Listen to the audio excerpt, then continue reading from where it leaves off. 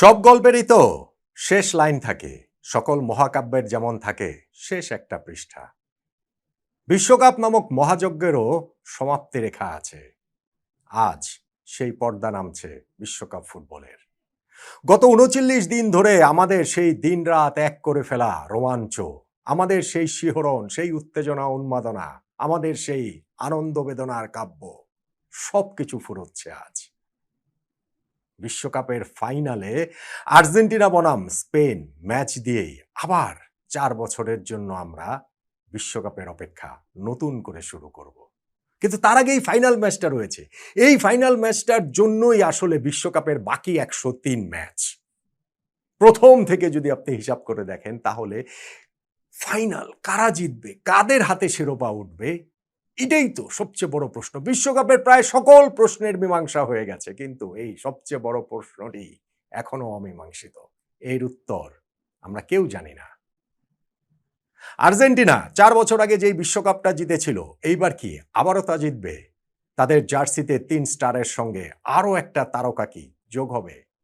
নাকি স্পেন, যারা ১৬ বছর আগে তাদের একমাত্র বিশ্বকাপ জিতেছিল, এইবার তা জিতবে, দ্বিতীয়বারের মতো দ্বিতীয় স্টার তারা জার্সিতে যোগ করতে পারবে? ইউরোপের চ্যাম্পিয়ন বনাম লাতিন আমেরিকার চ্যাম্পিয়নের দেখা হয়ে যাচ্ছে এই বিশ্বকাপ ফাইনালটাতে, এবং খুবই রোমাঞ্চকর একটা লড়াইয়ের অপেক্ষায় আমরা করছি। লিওনেল মেসির আবার আরেকবার, নাকি লামিন ইয়ামালের প্রথমবার? কোনটা হবে? ৯০ মিনিট শেষে, ১২০ মিনিট শেষে, কিংবা টাই ব্রেকার শেষে? বিশ্বকাপ ফাইনালে কি হতে যাচ্ছে এইটার একটা প্রেডিকশনে আমি আসলে করছি। প্রেডিকশন আমার খুবই আনন্দের একটা জায়গা।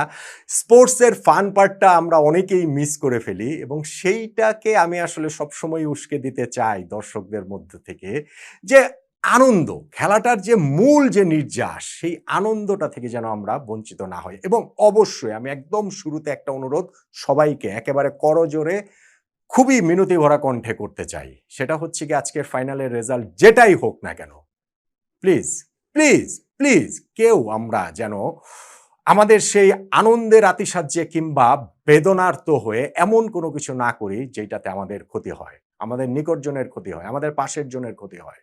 হ্যাঁ, বাংলাদেশের বড় সাপোর্ট বেজ এই আর্জেন্টিনা স্পেন খেলায় অবশ্যই আর্জেন্টিনার।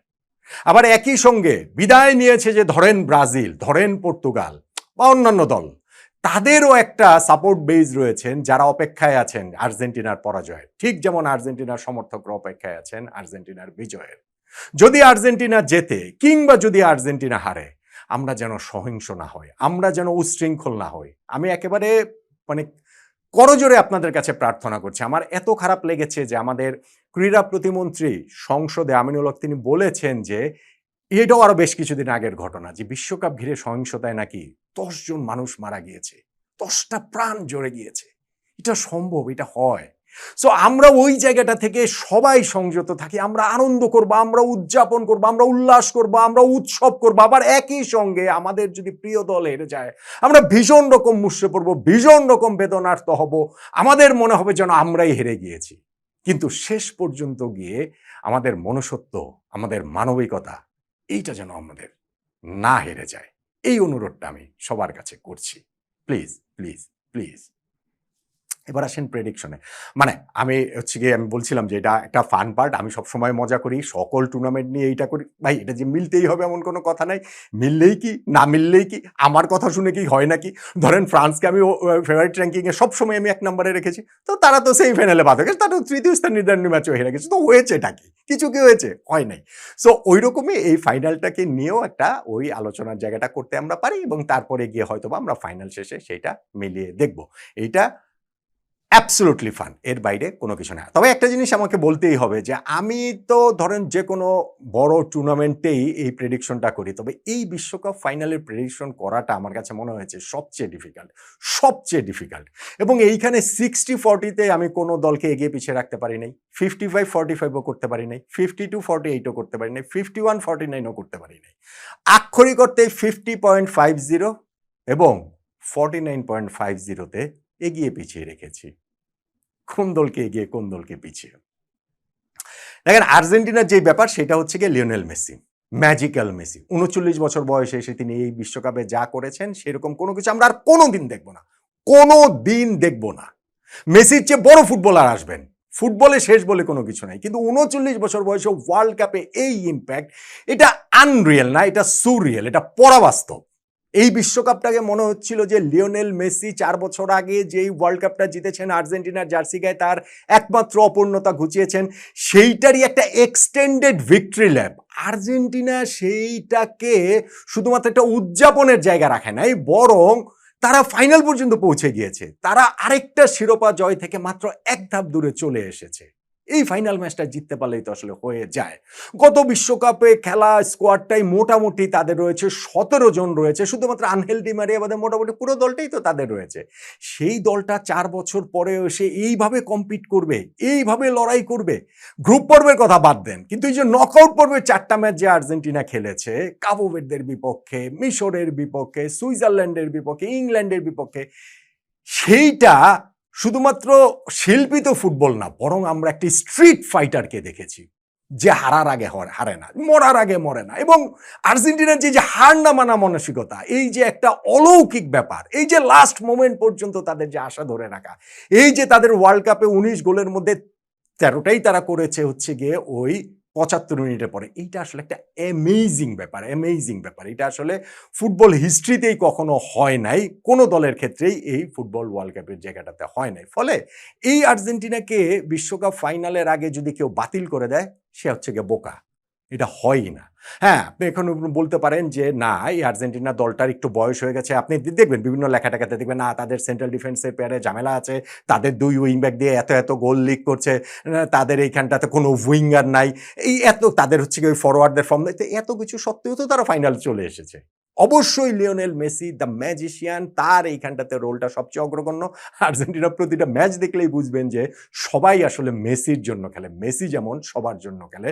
সো আর্জেন্টিনা ও মেসি একেবারে একে অপরের পরিপূরক, এত প্রবলভাবে এই বিশ্বকাপেও দেখা গিয়েছে। আমার কাছে তো টু সাম এক্সটেন্ট মনে হয় যে 2022 বিশ্বকাপের চেয়ে এই বিশ্বকাপে সেটা আরো বেশি করে দেখা গিয়েছে। হ্যাঁ, 2022 একটা তীব্র আকাঙ্ক্ষার জায়গা ছিল যে না, মেসি কখনো জেতেননি, অতএব মেসির এটা জিততে হবে, মেসিকে জেতাতে হবে। কিন্তু এই বিশ্বকাপে তো আর সেই আকাঙ্ক্ষাটা থাকার কথা না, ওই ক্ষুধাটা থাকার কথা না। কিসের কি, আমরা যেইটা দেখেছি আর্জেন্টিনার কাছ থেকে, সেইটাকে আসলে কোনো শব্দ দিয়ে, কোনো বাক্য দিয়ে এইটাকে বর্ণনা করা যায় না। On the other hand Spain, তারাও অ্যামেজিং, তারাও এই বিশ্বকাপটা মোটামুটি ওই যে শুরুটা করেছিল হোঁচট খেয়ে কাবো ভের্দের সঙ্গে হচ্ছে গিয়ে ওই গোললেস ড্র করে, কিন্তু তারপরে তারা আস্তে আস্তে যেইভাবে পিক করেছে এবং ফাইনালে গিয়ে সেমিফাইনালে তারা যেইভাবে পিক করেছে, ফ্রান্সকে যেইভাবে তারা উড়িয়ে দিয়েছে ওই যে অ্যানাকোন্ডা গ্রিপে, তাতে করে কিন্তু এই স্পেনকেও কেউ একেবারে ফেলনা ভাবার কোনো কারণ নাই যে না ঠিক আছে দূর, এই স্পেন তো টিকবেই না আর্জেন্টিনার সামনে বা লিওনেল মেসির আর্জেন্টিনার সামনে, অমনটা ভাবারও কোনো কারণ নেই। দুইটা দলের যে কোচ রয়েছেন, এই লুইস দে লা ফুয়েন্তে এবং লিওনেল স্ক্যালোনি, দুইজন কিন্তু গুরু শিষ্য। দুই দলের ফুটবল দর্শনের জায়গাটা তো অনেকখানি মিল রয়েছে। হ্যাঁ, স্পেনের ওইখানটাতে যেমন পজিশন বেস, আর্জেন্টিনারও তাই, কিন্তু স্পেনের ওই জায়গাটাতে যেমন আপনি গোল স্কোরার খুব বেশি পাবেন না, আর্জেন্টিনার অনেক গোল স্কোরার। মেসি সেইখানটাতে সিংহভাগ গোল করেছেন, কিন্তু স্টিল মাঠের সব জায়গা থেকে, ম্যাচের সব সময় তাদের কাছ থেকে আপনি গোল পাবেন। কিন্তু স্পেন যদি আবার নিজেদের খেলা খেলতে পারে, সেই ক্ষেত্রে আর্জেন্টিনার জন্য কঠিন হবে। কিন্তু ফ্রান্সের সঙ্গে যেভাবে তারা খেলেছে, ওইটা আবার আর্জেন্টিনার সঙ্গে খেলতে পারবে না। আবার অ্যাট দ্য সেম টাইম ইংল্যান্ডের বিপক্ষে আর্জেন্টিনা যেমন সেমিফাইনালটাতে এগিয়ে যাওয়ার পর ইংল্যান্ড তাদের জন্য একেবারে পথটা উন্মুক্ত করে দিয়েছিল, স্পেন নিশ্চয়ই সেটা করবে না, পিছিয়ে যাওয়ার পরও ওইটা আসলে করবে না, করার কোনো কারণ নেই। ফলে এই যে ফাইনালটা হতে যাচ্ছে, এইটা নিয়ে অনেকগুলো, ইনফ্যাক্ট আমরাও আমাদের এই প্ল্যাটফর্মে অনেক আলোচনা করেছি, অনেক ওইটা ট্যাকটিক্যাল আলোচনা হয়েছে, অনেক ব্যক্তিগত জায়গা থেকে আলোচনা হয়েছে। লিওনেল মেসি ভার্সেস লামিন ইয়ামালের আলোচনাটা আমরা করেছি, ওই যে সেই ছবিটা, সেইটাকে কি অলৌকিক অতীন্দ্রিয় লাগে সেইটা আমরা আলোচনা করেছি, যে একজন ফুটবল সম্রাট তার সাম্রাজ্যের উত্তরাধিকারের সঙ্গে সেই যে 19টা বছর আগে দেখা হয়েছিল, এটা আসলে ফুটবল নিয়তি নির্ধারিত যে এই বিশ্বকাপ ফাইনালটাতে আর্জেন্টিনা স্পেন খেলবে, মেসি এবং ইয়ামালের দেখা হবে, সবই ঠিক আছে। কিন্তু শেষ পর্যন্ত গিয়ে ফাইনালে যখন আপনি হিসাবটাতে আসবেন, তখন এইসব কোনো কিছু আসলে ধোপে টেকে না। তখন বিষয়টা হয়ে যায় যে একটা মোমেন্ট অফ ম্যাজিক, তখন বিষয়টা হয়ে যায় ওই নির্দিষ্ট দিনটাতে কে